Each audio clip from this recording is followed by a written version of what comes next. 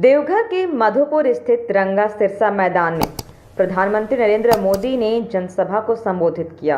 कितने हजारों की संख्या में लोगों ने प्रधानमंत्री मोदी को सुनने का काम किया। देवघर के मधुपुर और सरट के बॉर्डर पर स्थित रंगा सिरसा मैदान में पीएम नरेंद्र मोदी के उतरने के बाद भाजपा के कार्यकर्ताओं ने जमकर उनका स्वागत किया। पीएम मोदी का स्वागत करने के लिए सांसद निशिकांत दुबे, प्रत्याशी रणधीर सिंह, गंगा नारायण सिंह सहित तमाम बड़े नेता मौजूद रहे। सरट पहुंचने के बाद प्रधानमंत्री नरेंद्र मोदी ने कहा कि आज झारखंड के मूल आदिवासियों को झारखंड मुक्ति मोर्चा सम्मान नहीं दे रही है, लेकिन भारतीय जनता पार्टी हमेशा ही आदिवासियों और पिछड़ों की सम्मान की है। इसलिए देश के राष्ट्रपति के पद पर भारतीय जनता पार्टी के एक आदिवासी बेटी को बैठने का काम किया। उन्होंने कहा कि आने वाले समय में पिछड़ों और आदिवासी के लिए भारतीय जनता पार्टी काम करेगी।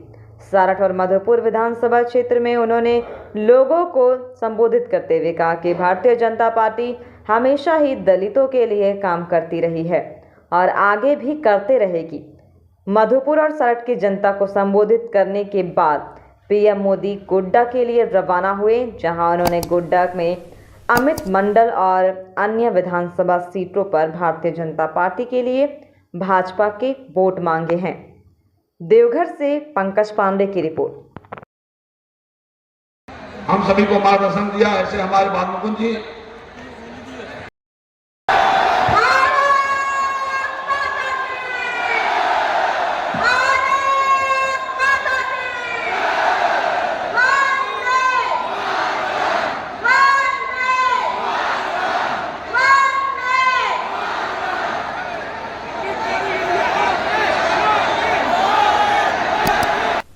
साथियों, हमारे संस्कार, हमारी संस्कृति में माता, बहनों, बेटियों का स्थान बहुत ऊंचा है। लेकिन यहां क्या हो रहा है? यहां हमारी एक बेटी, हमारी बहन को कांग्रेस के नेता गाली देते हैं, बद्दी बद्दी गालियां देते हैं। बहन सीता सोरेन के लिए इन्होंने क्या क्या नहीं कहा।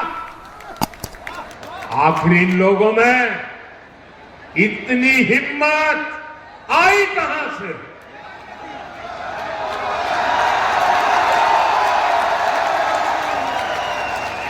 ये हिम्मत इसलिए आई क्योंकि इनको पता है कि महिलाओं को गाली देकर भी उनका कुछ नहीं होगा।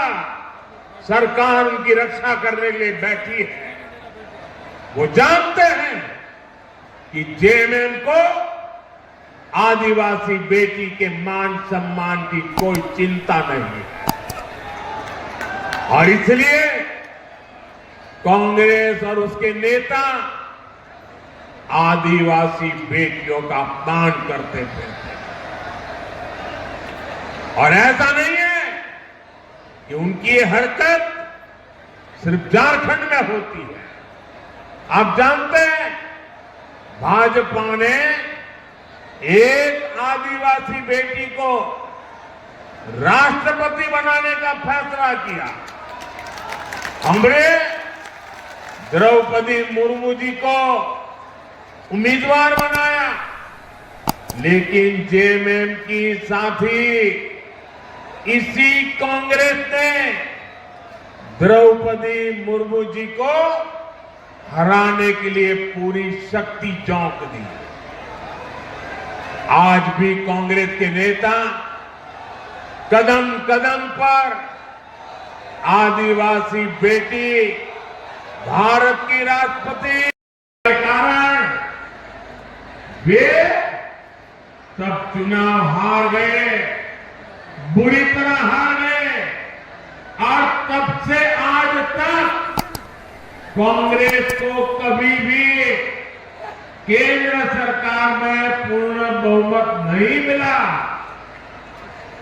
आज भी जिन राज्यों में SC, एसटी, ओबीसी ये आबादी ज्यादा है, वहां कांग्रेस का पत्ता साफ हो चुका है। इसलिए कांग्रेस ने एक नई साजिश रची है।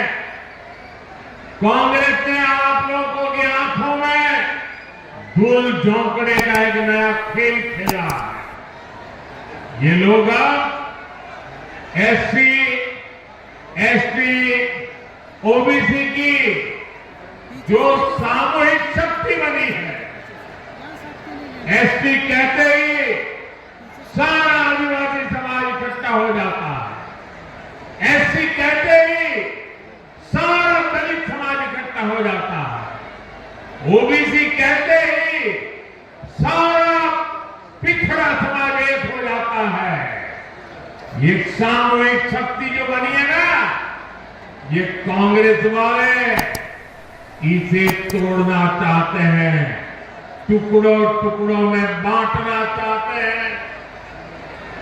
यहां मंडल, यादव, रवानी, कोयरी, गटवार, तेली, कुमार, बढ़ई, धानुक, नाई, लोहार, सोनार ऐसे अनेक जातियां हैं जो अभी खुद को ओबीसी के रूप में